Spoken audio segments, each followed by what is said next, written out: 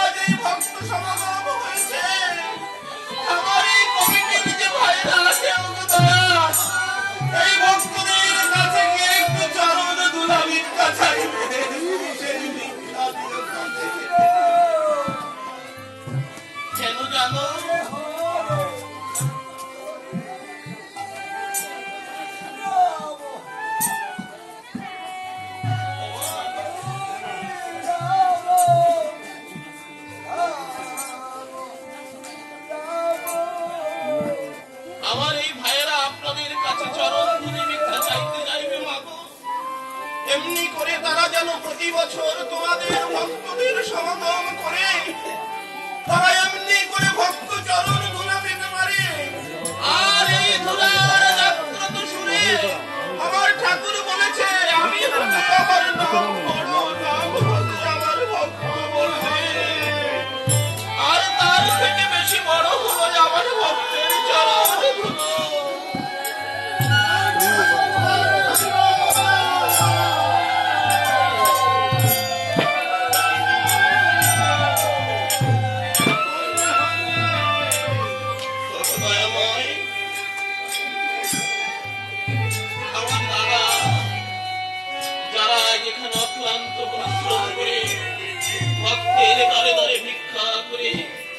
আপনাদের সেবার জন্য, এই কৃষ্ণ নাম গানের জন্য, আপনাদের চরণ ধুলি পাবার জন্য এই বৃন্দাবন সৃষ্টি করেছে। আমার দাদা হয়তো আপনাদের সম্মুখে দু একটি কথা বলবে।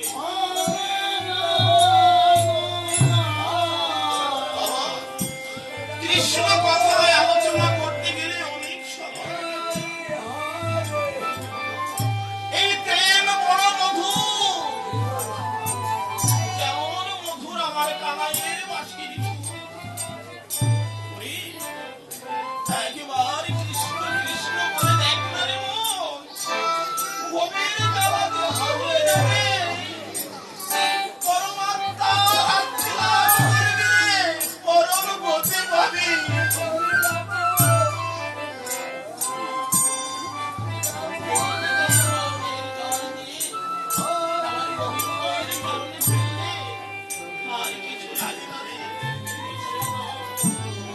যেদিন গুরুকে ছেড়ে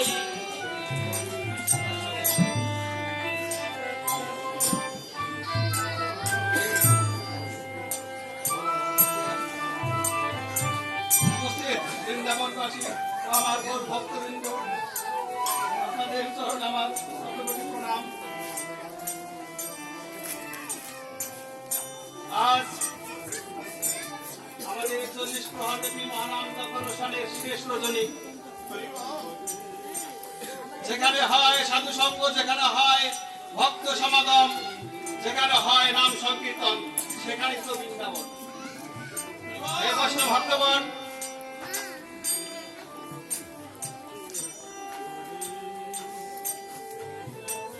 ভগবানের কৃপায় অসাধ্য সাধন হয়ে থাকে। তেমনি এক ভক্ত আমাদের এই চিকন্দি ইউনিয়নের বগাদি নিবাসী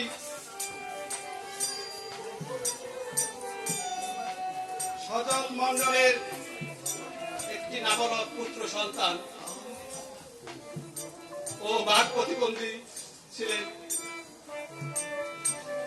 ওনার বাবা মা, ওনার পরিবার মানুষ করেছিলেন এই গোবিন্দর দ্বারে। যদি আমার সন্তানটি যদি কোনোদিন কথা বলতে পারে, হে গোবিন্দ, আমি তোমার দুয়ারে দিয়ে এই ভক্তদের সেবার জন্য আমি কয়েকটি পয়সা আমি দান করব। তাই পরম দয়াল সেই গোবিন্দ আমার তার মনোবাঞ্ছা পূর্ণ করেছে। সাধন করতে পারেন, তিনি বড় দয়াল। একটু উলুধ্বনি দেন, একটু ধ্বনি দেন।